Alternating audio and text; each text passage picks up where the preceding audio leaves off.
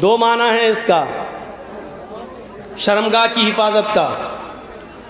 ये नाफ नाफ नाफ नाभि जिसको आप बोलते हैं बंगला में, नाफ से लेकर घुटने तक इतना हिस्सा मर्द से भी छिपाएगा।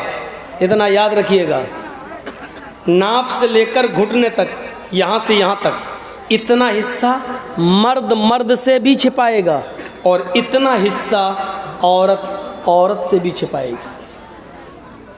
मर्द के इस सतर पर नजर नहीं डाल सकता, और इतना हिस्सा औरत भी किसी औरत के जिस्म पर, सतर पर, इतने हिस्से पर नजर नहीं डाल सकती शरीयत की नज़र में। अब सुबह वॉकिंग में जाना और टहलना और सिर्फ पैंटी पहन लेना, अंडरवियर इतना घुटने से ऊपर, और उसी में जॉगिंग करना जेब देता है। और फिर जब मर्द का ये हिस्सा नहीं देख सकता, तो फिर लड़कियों का उस हिस्से पे नजर डालना, और यहां से लेकर यहां तक का हिस्सा लड़की से भी, औरत से भी छिपाएगी। लेकिन आज घुटने से ऊपर जितना कपड़ा आ रहा है, उतनी ही वो आज मॉडर्न लड़की कहलाई जा रही है। एक बात मैं डंके की चोट पे कहता हूँ, और ये बात यहाँ नहीं, बम्बई वगैरह में कहता हूँ मैं, क्योंकि बम्बई वगैरह का माहौल ज़्यादा वैसा है। एक पहचान बताई है मैंने, जिस लड़की के जिस्म पर जितने कम कपड़े आप देखो, आज भी ये पहचान बता रहा हूँ आपको, मेरी माँ बहनें भी सुन रही हैं, सुने, और उन्हीं को सुनाने के लिए बोल रहा हूँ। जिस लड़की के जिस्म पर जितना कम कपड़ा होगा, समझ लेना कि ये उतने ही बड़े बाप और उतने ही अमीर बाप की बेटी है। कपड़ों के साइज की कमी उनके माँ बाप की दौलत का एड्रेस देती है, पता बताती है कि इनका बाप कितना अमीर है।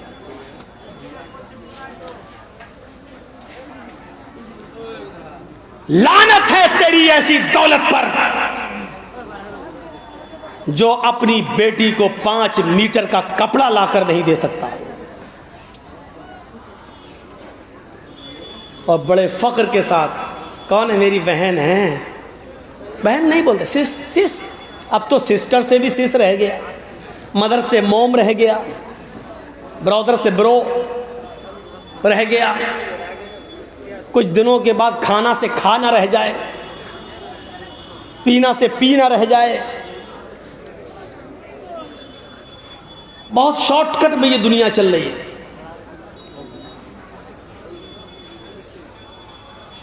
लानत है से बात का। कौन सिस्टर? कौन है मेरी वाइफ? मुंबई के अंदर मेरा फुफेरा भाई अभी टाटा हॉस्पिटल में, उसका पैर अभी काटा गया है पूरा कैंसर की वजह से। मैं वहीं था, पूरा 1 महीना मैं वहीं रहा हूँ, और अभी कल का प्रोग्राम करके फिर वहीं जाना है, क्योंकि अभी बॉम्बे से हॉस्पिटल से तो छुट्टी मिल गई, लेकिन अभी बार बार जाना पड़ रहा है हर दूसरे तीसरे दिन उसको लेके। उसके बाप नहीं है, माँ नहीं है, तो हम ही एक अकेले उसको बेचारे का लेके पड़े हुए हैं वहाँ। 70 साल की बुढ़ियाँ भी लगती नहीं है कि 70 साल की हो। कौन सा पेंट करती हैं चेहरे पर। हाँ, ये अलग बात है कि पानी अगर डाल दिया जाए या बारिश हो जाए तो उनके बच्चे भी उनको पहचान नहीं पाएंगे, ऐसे निकलते। पता नहीं कौन सा सामान लगाती हैं कि वो 70 साल की भी लगती 17 साल की है। हॉस्पिटल में भी नहीं पहचान पा रहे। इस मेकअप ने इंसान को ऐसा बना दिया, कितना खतरनाक। और जब 70 साल की बुढ़ियों में भी जवानी चढ़ी है तो उनकी 18-16 साल की लड़कियों में फिर कैसी ओरियानियत हो। ताज्जुब करेंगे आप। यूरोप कंट्री में फ्रांस ने एक ड्रेस बनाया है, ड्रेस जिस ड्रेस को पहनकर लड़की बाथरूम में जाकर नहा ले, बस नहाने के लिए उसको पहने और बाथरूम में अपने गुस्ल खाने में जाकर उसको पहनकर नहा ले, यानी वो बाहर पहनने के लायक नहीं है। वो सिर्फ अंदर बाथरूम में उसको पहनकर शावर वगैरह से नहाने के लिए बस उसको नहा ले, फिर टॉवल वगैरह से पोंछ कर कपड़े अपने बदल कर वहाँ से बाहर निकल आए। वो इसलिए बनाया था फ्रांस ने, और उस ड्रेस को अभी तक फ्रांस में भी किसी लड़की ने पहनकर सफ़र नहीं किया है, ट्रेवल नहीं किया। फ्रांस में भी, फ्रांस की गलियों में भी उस ड्रेस को पहनकर कोई लड़की भी फ्रांस की गली में नहीं निकली है। वो ड्रेस जब इंडिया में आता है और इंडिया के बड़े शहर बॉम्बे में आता है, तो बॉम्बे की एक लड़की ने उस ड्रेस को पहना है और उसको पहनकर अपने घर से जूहू चौपाटी तक उसी ड्रेस में जाती है, उसी ड्रेस में। और आपको मालूम है वो लड़की कौन है? वो लड़की एक मुसलमान है। और आपको ये भी बता दूं कि वो किसकी लड़की है, नाम नहीं बताऊंगा। वो लड़की भी एक बहुत बड़े हाजी की लड़की।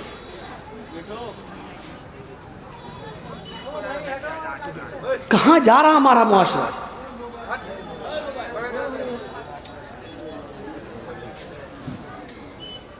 जिस महाराष्ट्र के अंदर और महाराष्ट्र की मिनी राजधानी कैपिटल नागपुर के अंदर षड्यंत्र रचे जा रहे हों,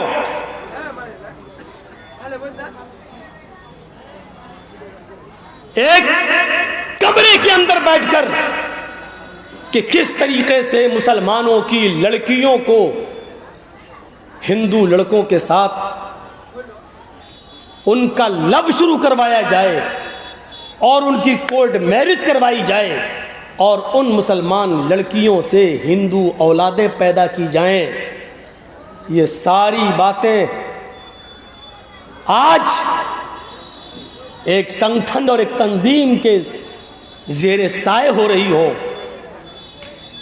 और इस कारनामे को ऐसे अंजाम दिया जा रहा है कि कॉलेज और यूनिवर्सिटियों में वैकेंसी निकाली जाती है। वैकेंसी, इतनी सीटें खाली हैं अल्पसंख्यक अकलियत के लिए, और जब उन कॉलेजेस और यूनिवर्सिटियों में मुसलमान लड़के उस वैकेंसी को देखकर जाते हैं और अप्लाई करते हैं, तो कहा जाता है कि लड़कों के लिए जितनी सीटें थी वो भरी जा चुकी हैं, अब जो सीटें खाली हैं वो लड़कियों के लिए हैं। और फिर वो सीटें लड़कियों से पुर की जाती हैं, सिर्फ मुसलमान लड़कियों से।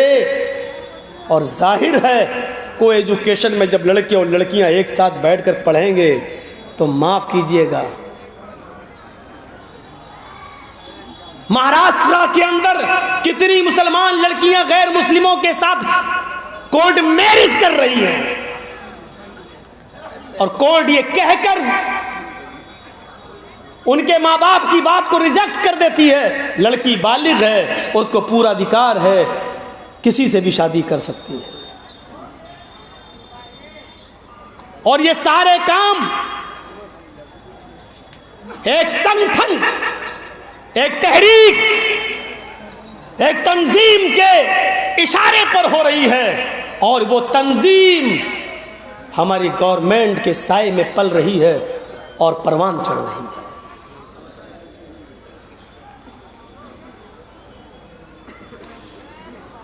ऐसे ऐसे आप देख लीजिए, बंगाल के अंदर ऐसी लड़कियों को लाया जा रहा है और फिर डिबेट में बिठाया जाता है।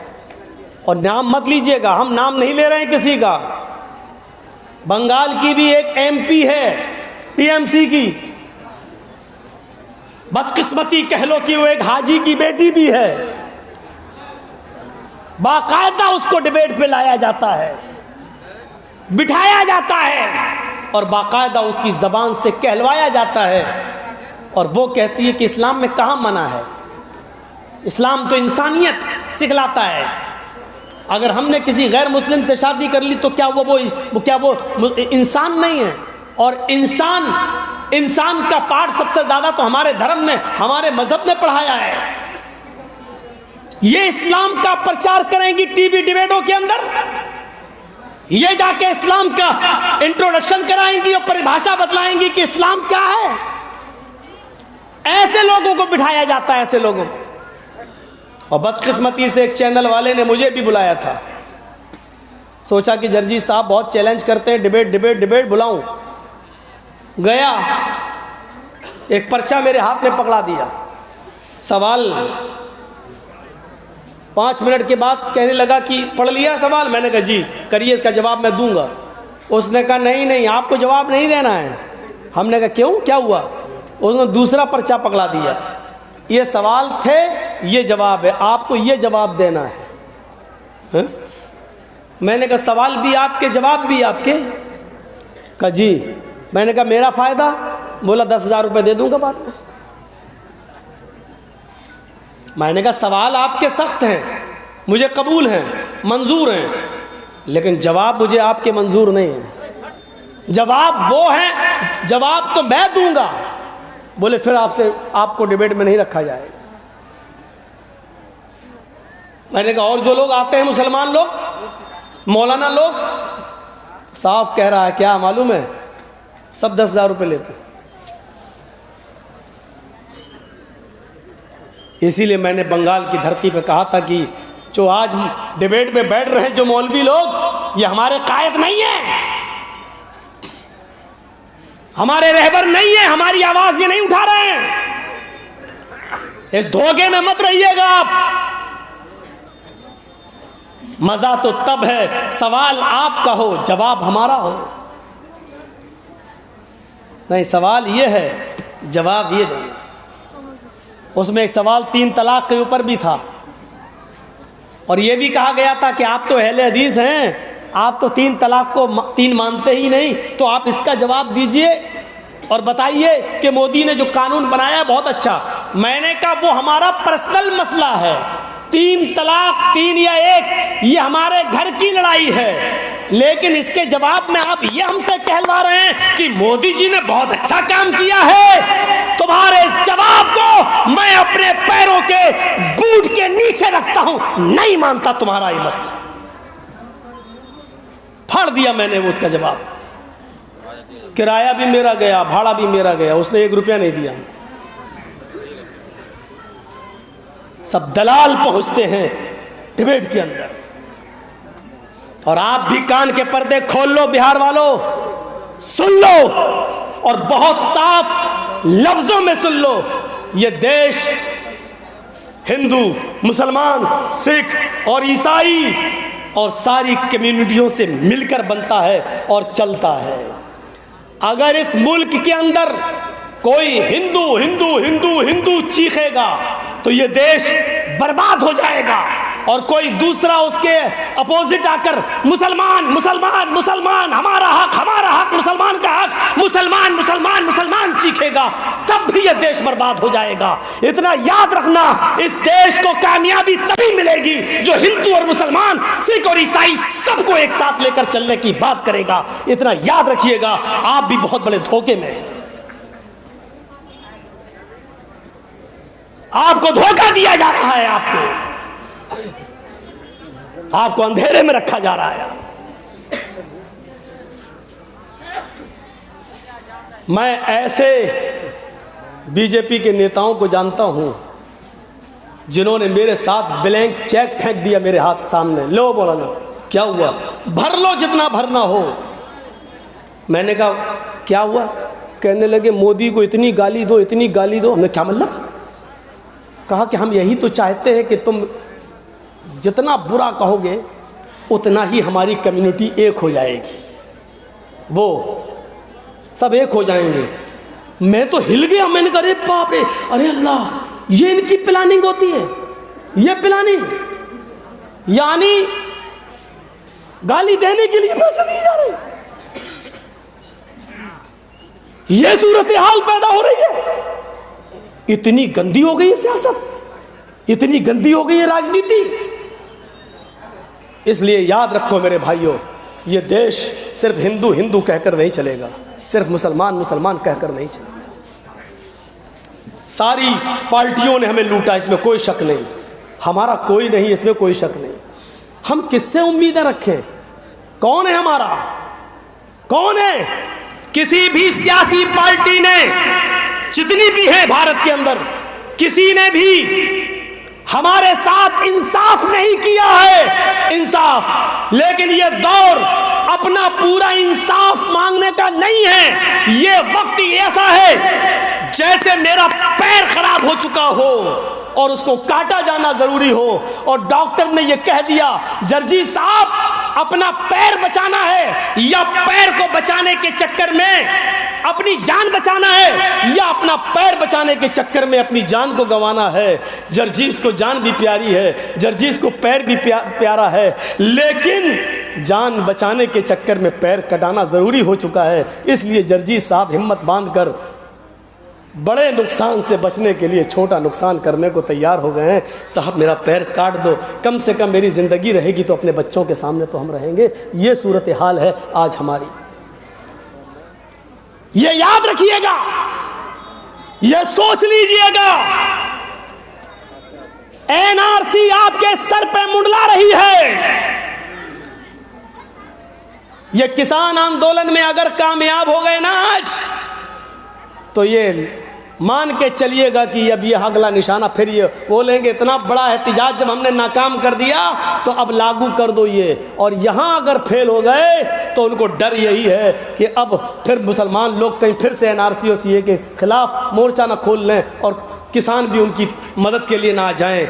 ये सब हमारे सरों पे मुंडला रही है। ये सारी चीज़ें हमारे सामने मौजूद हैं, ये याद रखना। तकरीर करता हूँ मैं मालदा में, बोला मैंने मालदा में, जीते तो वतन मुबारक, हारे तो कफन मुबारक। बोले हम मालदा कलिया चक में, और केस होता है मौलाना जर्जीस के ऊपर इटावा में, मेरे यहाँ। सोच रहे हैं आप? बोलते हैं यहाँ, केस होता है वहाँ। और केस होने के बाद आज तक अभी तक कोई वारंट भी नहीं आता है। धारा 153 लगी हुई है, यानी अगर साबित हो जाए तो 3 साल की सज़ा है इस जुर्म में। 3 साल की, इतनी बड़ी 3 साल की सज़ा जिस धारा में हो, अभी तक 1 साल हो गया, कोई सम्मन नहीं, वारंट नहीं, बस डराने के लिए 153A लगा हुआ है। 153 ताकि दोबारा आवाज़ ना खोली जाए। किसी पार्टी में अभी मैं शामिल हो जाऊं, किसी भी पार्टी में अगर मैं चला जाऊं, बीजेपी छोड़कर किसी भी पार्टी में चला जाऊं, तो अभी हम अंदर हो जाएंगे, अभी हम अंदर हो जाएंगे। क्यों? प्रेशर बनाने के लिए। देखो फला पार्टी बुलवा रही है, यह सूरत हाल हो चुकी है। ये बात कहां से निकली, दूसरी तरफ चली गई। तो सुनो मेरे भाइयों, वल्लदीना हुम लिफुरूजिहिम हाफिजून। कौन गया? एक मुसलमान की लड़की, वो ड्रेस पहनकर समंदरी इलाके पे जाती है और समंदर के अंदर, वो क्या बोलते हैं उसको, बहुत तेज़ स्पीड में चलता है स्टीमर। एक तो वो होता है जो बहुत धीरे धीरे चलता है, एक होता है बहुत तेज़ चलता है समंदर के अंदर। उसके ऊपर ऐसे बैठी, ऐसे अपने सीने का हिस्सा रखकर और अपने पीछे का हिस्सा उठाकर ऐसे बैठ के चला रही है, चश्मा लगाकर। आगे का सीन दिखा रही है, पीछे का बोर्ड उठा रही है और चल रही है। किसी की बहन होगी, किसी की बेटी होगी। ऐसे ही अल्लाह के रसूल ने नहीं कहा था कि जिसकी बहन, जिसकी बेटी, जिसकी बीवी, जिसकी माँ बेपर्दा घूमे, बेपर्दगी का मुजाहिरा करे, वो दयूस है। दयूस बहुत खतरनाक जुमला है, दयूस। अरबी के हिसाब से देखोगे तो सुन के रह जाओगे, लेकिन अगर इसको आप उर्दू में कन्वर्ट करो तो जानते हो इसका माना क्या होता है? दयूस। दयूस का माना होता है, क्या कहें इसका माना? दयूस का माना दल्ला।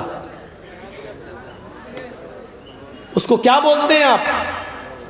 जो अपनी माँ, बहन, बेटी को तवाइफ के चकले पे बिठा दे और उनसे गलत कमाई कमाकर, वो जो कमाए अपना जिस्म बेचकर जो कमाती हैं उसका पैसा खाए।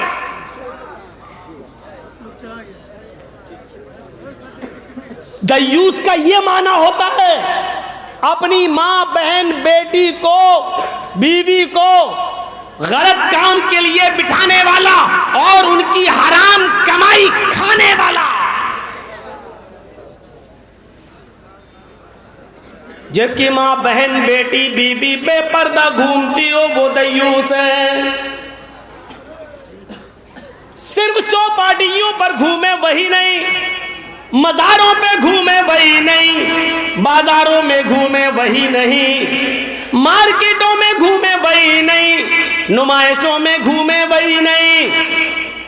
ओ बिहार वालों, जलसा कराने वालों, तुम्हारे जलसे में भी जो बेपर्दगी से घूमे वो भी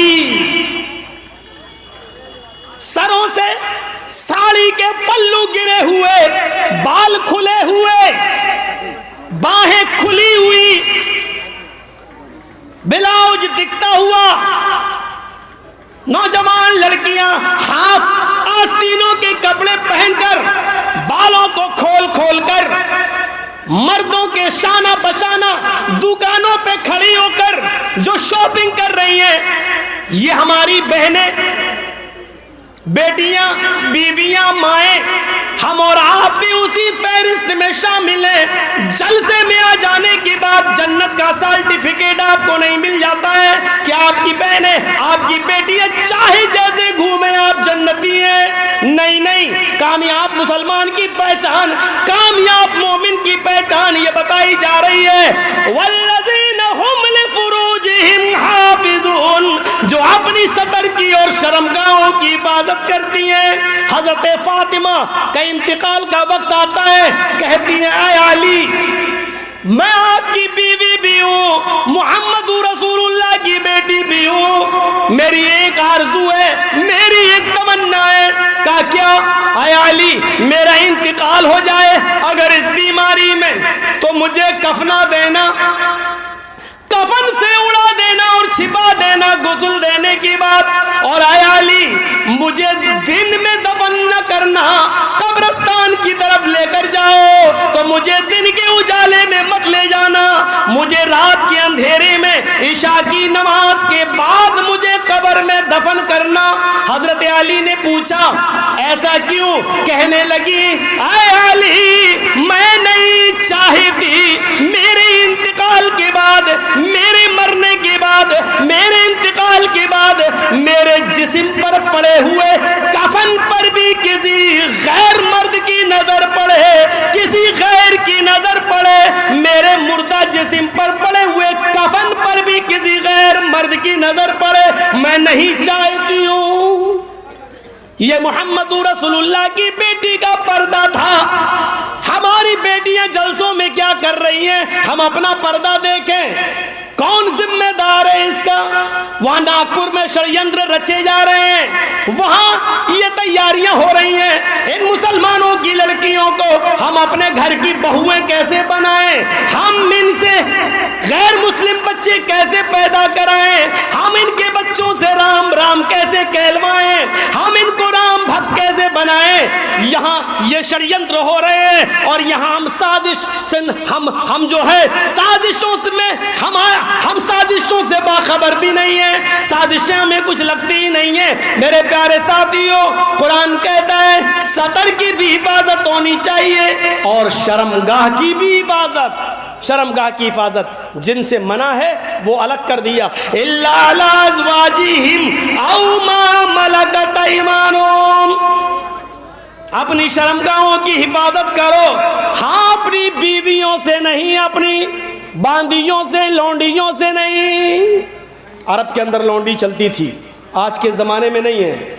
अरब के अंदर लड़कियां खरीदी जाती थी और बेची जाती थी पहले, तो इसलिए जो खरीद ली जाती थी पैसा देकर, जिसको हमने खरीद लिया वो हमारी लौंडी हो गई। अब लौंडी से बीवी वाला काम लिया जा सकता था, उसमें कोई बुराई की बात नहीं है। लेकिन अब चूँकि पूरी दुनिया के कानून की नज़र में लड़के और लड़कियों का बेचना एक कानूनी जुर्म बन गया है, इसलिए अब नहीं। उस ज़माने में जब लड़कियाँ खरीदी और बेची जाती थी, यह आयत नाजिल होती है, लिहाजा दो, यानी एक तो अपनी बीवी से अपनी शर्मगाह की हिफाजत नहीं कर सकते, नहीं करो, और लौंडी से, इन दो की इजाज़त दे दी गई। इनके साथ अगर नहीं करते हो तो कोई हर्ज नहीं। लेकिन इनके अलावा फमन इब्तगा वरा ज़ालिका फउलाइका हुमुल आदून, अगर इसके अलावा कोई दूसरा रास्ता इख्तियार किया, बीवी को छोड़कर कोई दूसरा रास्ता इख्तियार किया, तो तुम ही हद से आगे गुजरने वाले हो, हद से आगे सरकशी करने वाले हो, आदून हद से तजावुज करने वाले हो। हद से तजावुज समझते हैं?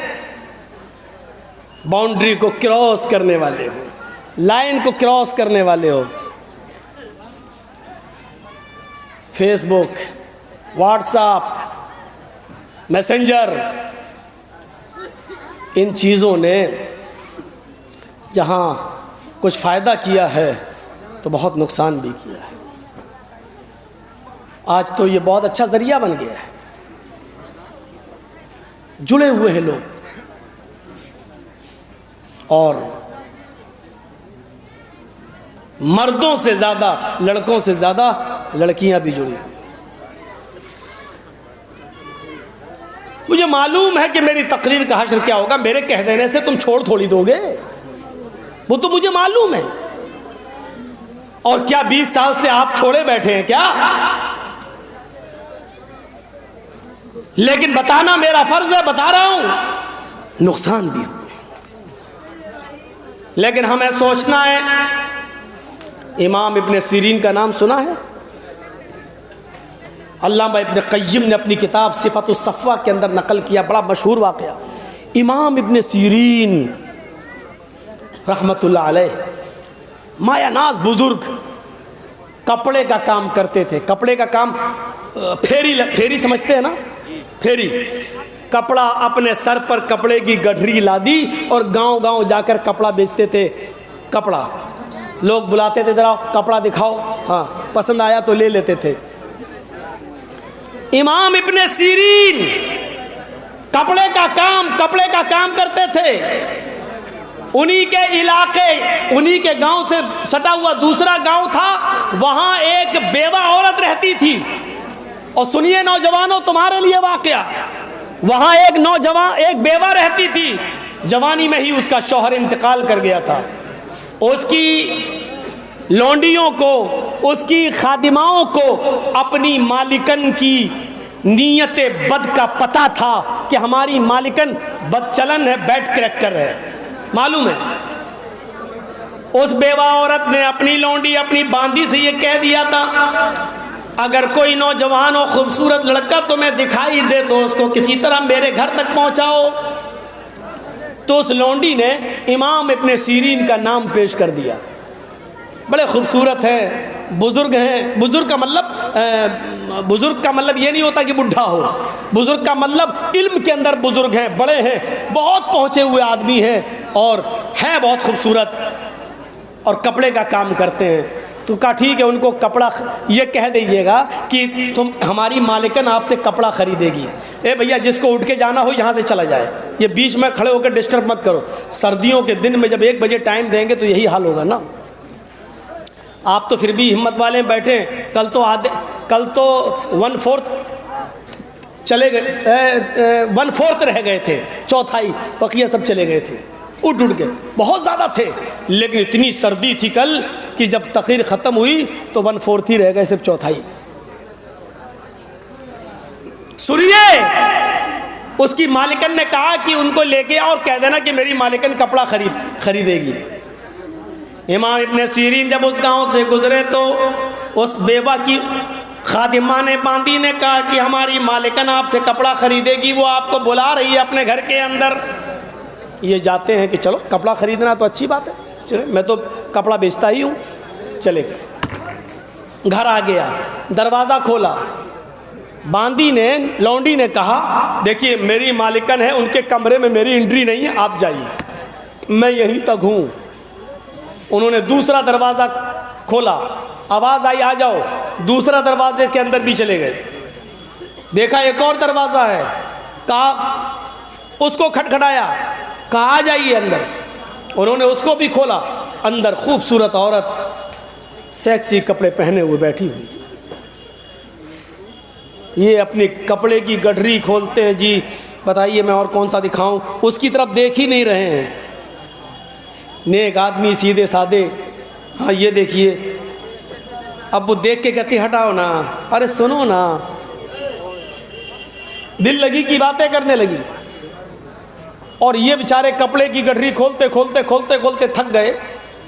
उसने कहा अरे बंद करो, जितने का तुम्हारा कपड़ा है उससे ज़्यादा मैं तुम्हें पैसा दे दूंगी। तो कहें क्या मतलब है?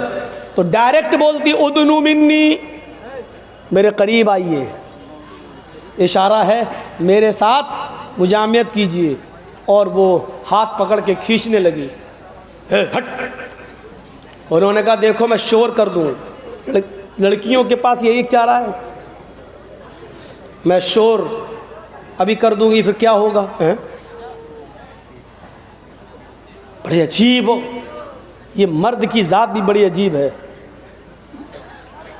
औरत और मर्द में अगर लड़ाई हो जाए रास्ते में, और मर्द अगर किसी औरत को मार दे तो क्या कहेंगे?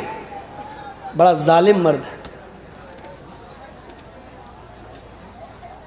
एक लड़की को मार रहा है और लड़की किसी मर्द को मार दे तब भी क्या कहेंगे? ज़रूर इस कमीने ने कुछ किया होगा तभी मारा है। दोनों सूरतों में बेचारा मर्द ही पिसता है, हर हाल में। यही हाल वहां था, क्या करें? उसने कहा करीब आइए ना। अब इतनी जल्दी भागे कैसे? ये शोर करने के लिए तैयार। इनके दिमाग में एक आइडिया आया। सिफत उस सफ़ा में अल्लामा इब्न क़य्यिम ने नकल किया।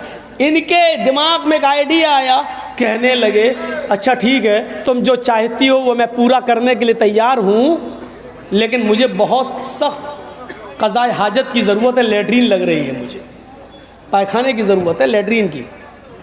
वो मुझे बताइए कहाँ है? उसने कहा ऐसे जाइए ऊपर, और ऊपर जाकर आप लेफ़्ट में चले जाइए, वहाँ लैट्रीन बनी हुई है, जाइए फ़ारिग होके आइए। ये जाते हैं तो क्या देखते हैं? लैट्रीन तो बनी है, लैट्रीन के बगल में ही बाथरूम यानी गुस्ल खाना भी है, और गुस्ल खाने ही के साथ किचन बना हुआ है, और किचन से एक नाली निकली हुई है, नाली। बस ये उसी नाली के पास बैठ गए और देखा कि बहुत गंदी नाली है, और उसके अंदर काली काली जो गंदगी होती है नाली की, वो ठीक है। उन्होंने कहा मेरा मकसद हो गया। इन्होंने डाला हाथ उस नाली में और निकाली नाली की गंदगी और कपड़ों पे मलना शुरू कर दिया, और वही गंदगी लेकर अपने मुंह पे और आ गए इसी हाल में नीचे उस औरत के पास। किसका मोबाइल है भैया? मोबाइल या तो बंद करो भैया। कौन? इफ्तिखार आलम है, उनका फ़ोन आ रहा है भैया आपके पास। गंदगी लगा। अब वो उसके पास आए, चलो कहाँ करना है तुम्हारे साथ गलत काम, चलो। वो कहते दूर हट हट हट है, ये क्या हट? नहीं नहीं नहीं, बताओ कहाँ है? वो हट रही है। जल्दी से कपड़े की गठरी उठाई और भागे। फ़खारा जहारिबन, ये अल्फाज है सिफत सफ़वा के। भागते हुए निकले और सीधे अपने गांव में आए। कुआं जहां देखा वहीं पर उठ के उन्होंने मुँह हाथ धोया और सीधे घर पहुँचे। उनकी बीवी ने कहा ये क्या हालत बनाई? पूरा वाक़या सुनाया। बीवी खुश हुई, अल्लाह का शुक्र है आपने बचा लिया अपने आप को। बीवी तो खुश होगी ही, हमने बचाया, अल्लाह ने बचा दिया आपको। क्या लोग थे, नौजवान थे, खूबसूरत औरत थी, बुला रही है, दावत दे रही है, आओ। और अपने आप को जिना से बचाने के लिए नाली की गंदगी इन्होंने अपने जिस्म पर मल ली, चेहरे पे मल ली, लेकिन अपने आप को गुनाह से बचा लिया। और वो औरत जिंदगी भर नफरत कर, हट उससे नहीं मिलेंगे, बड़ा गंदा है, हट हट हट। वल्लदीन हुम लिफुरूजिहिम हाफिज़ून, जो अपनी शर्मगाहों की हिफाजत करते हैं, ये मोमिन भी कामयाब। माफ़ कीजिएगा, मोमिन तो हैं, मुसलमान तो हैं, लेकिन कामयाब नहीं है। कामयाबी के लक्षण ये हैं, नमाजों में खुशू और खुजू बरता जाए, लग़वियात से दूर रहा जाए, ज़कात की पूरी पूरी अदायगी की जाए, और शर्मगाह की हिफाजत की जाए। एक और वाक़या सुनिए, और ये वाक़या तो बुखारी के अंदर है, कोई ऐसी वैसी किताब के अंदर नहीं, बुखारी के अंदर। एक सहाबी हैं, इस्लाम लाते हैं, इस्लाम अशहदु अल्ला इलाहा इल्लल्लाह व अशहदु अन्ना मुहम्मदन अब्दुहु व रसूलुहु, कलमा पढ़ते हैं और मुसलमान हो जाते हैं। नाम है इनका मरसद इब्ने अबी मरसद गनवी, नाम है इनका मरसद इब्ने अबी मरसद गनवी। इस्लाम लाते हैं, कलमा पढ़कर मुसलमान होते हैं। अभी अल्लाह के नबी की हाथ पर हाथ रखकर इस्लाम कबूल किया, कलमा पढ़ा, इधर अजान की आवाज आती है, हय्या अलस सलाह हय्या अलल फलाह। अजान की आवाज सुनकर मस्जिद के अंदर दाखिल होते हैं, अल्लाह के नबी नमाज पढ़ाते हैं। मरसद इब्ने अबी मरसद की ये पहली नमाज है नबी के पीछे, पहली नमाज है नबी के पीछे। सलाम फेरते हैं, मरसद इब्ने अबी मरसद खड़े हो जाते हैं, आए अल्लाह के नबी इस्लाम तो कबूल कर लिया है मैंने, और आपने फरमाया इस्लाम कबूल करने के बाद सारे गुनाह माफ हो जाते हैं, तो अब तक मेरे जितने गुनाह थे अल्लाह के नबी माफ हो गए होंगे। आपने फरमाया ऑफ कोर्स, बिल्कुल सही, अब तुम गुनाहों से बिल्कुल ऐसे पाक साफ हो चुके हो जैसे कोई बच्चा अपनी माँ के पेट से आज ही पैदा हुआ हो, तुम बिल्कुल गुनाहों से पाक साफ हो। कहा अल्लाह के रसूल अब मेरे लिए कोई काम तो बताओ। इस्लाम तो ले आया, अभी तक तो इधर उधर जुगाड़ लगा के कुछ ना कुछ पैसा कमा कर मैं खाना पीना हासिल कर लेता था, लेकिन अब तो इस्लाम ले आया हूं, अब मुझे कोई हलाल बिजनेस बताओ, हलाल तिजारत बताओ, अब मैं क्या काम करूं। अल्लाह के नबी फरमाते हैं, आए मरसद इससे पहले तुम क्या करते थे। हजरत मरसद ने जवाब दिया, अल्लाह के नबी चोरी करता था। अच्छा चोरी करते थे, हाँ, तब तो तुम ताला तोड़ने में बड़े माहिर हो गए। कहाँ अल्लाह के नबी, पूछो मत, झटके में ताला खोल लेता हूँ मैं। मेरे पास लोहे से तार बनाने की टेक्निक है और उस तार से हम ताला खोलने का आइडिया जानते हैं, ताला कैसे तोड़ा जाता है, इसमें तो हमारा कोई जवाब नहीं है। आपने कहा है मरसद फिर हम भी तुमसे एक चोरी करवाएंगे। अल्लाह के नबी कह रहे हैं मरसद अब हमारे लिए भी एक चोरी करके आओ। हजरत मरसद थोड़ी देर के लिए शक में पड़ गए, हैं चोरी, कहाँ चोरी, अरे अल्लाह के रसूल इसी चोरी और डकैती से बचने के लिए तो मैं इस्लाम लाया हूँ, और आप इस्लाम लाने के बाद भी मुझसे चोरी करवा रहे हैं। फरमाया मैं वो चोरी नहीं करवा रहा हूँ जो तुम करते थे, बल्कि मैं तुमसे वो चोरी करवा रहा हूँ कि मेरे कुछ मुसलमान सहाबा, मेरे कुछ मुसलमान साथी मक्के के अंदर फला फला घर में कैद हैं, उन पर जुल्म ढाए जा रहे हैं, कोड़े मारे जा रहे हैं, उनको लोहा गर्म करके उनको दागा जा रहा है, उनको सताया जा रहा है, उनको मारा पीटा जा रहा है। आए मरसद तुम्हें चूंकि ताला तोड़ने में महारत है, इसलिए तुम दीवार पे चढ़ सकते हो, ऊंचा गेट पे अगर ताला लगा हुआ है तो तुम उसको तोड़ सकते हो, और दीवार के सहारे से नीचे छलांग लगा सकते हो, और तुम उन मुसलमान कैदियों को छुड़ा कर ला सकते हो जो बेचारे बहुत मजबूर हैं, जो बेचारे रोज मार खा रहे हैं, सताए जा रहे हैं। हजरत मरसद कहते हैं अल्लाह के नबी मैं अपने भाइयों को ज़रूर बचा कर लाऊंगा।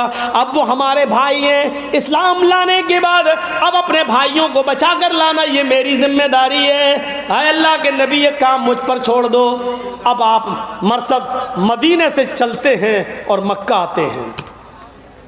अब मरसद इब्न अबी मरसद ने अब सोचा कि रात का वक्त अच्छा रहेगा ताला तोड़ने के लिए, घर में घुसने के लिए, और कैदियों को, मुसलमान कैदियों को छुड़ाने के लिए रात का वक्त अच्छा रहेगा। रात जब बिल्कुल अंधेरी हो गई, पूरी अंधेरी तरीके से छा गई, तब ये निकलते हैं, और जिस जगह रूम था, कमरा था, बियाबान सहरा जंगल में जहां इन कैदियों को रखा गया था, हजरत मरसद वहीं पहुंच जाते हैं और बिल्कुल उस घर के करीब हो जाते हैं। क्या देखते हैं कि कोई आ रहा है, रुक जाते हैं। उस औरत ने भी देखा इस घर के पास कोई खड़ा है, ये भी करीब आती है। मरसद उसका इंतजार करते हैं कि ये गुजर जाए, लेकिन मरसद को नजर आया ये कोई आदमी नहीं है, कोई औरत है जो रात के अंधेरे में चली आ रही है। जैसे ही वो थोड़ा सा और करीब आती है, हजरत मरसद उसको पहचान जाते हैं कि ये तो मेरी गर्लफ्रेंड रह चुकी है, ये तो मेरी दोस्त रह चुकी है, इसके साथ तो मैंने बड़ी रंगरलियां मनाई हैं जब मैं हालत कुफ्र में था, ये तो मेरी महबूबा रह चुकी है।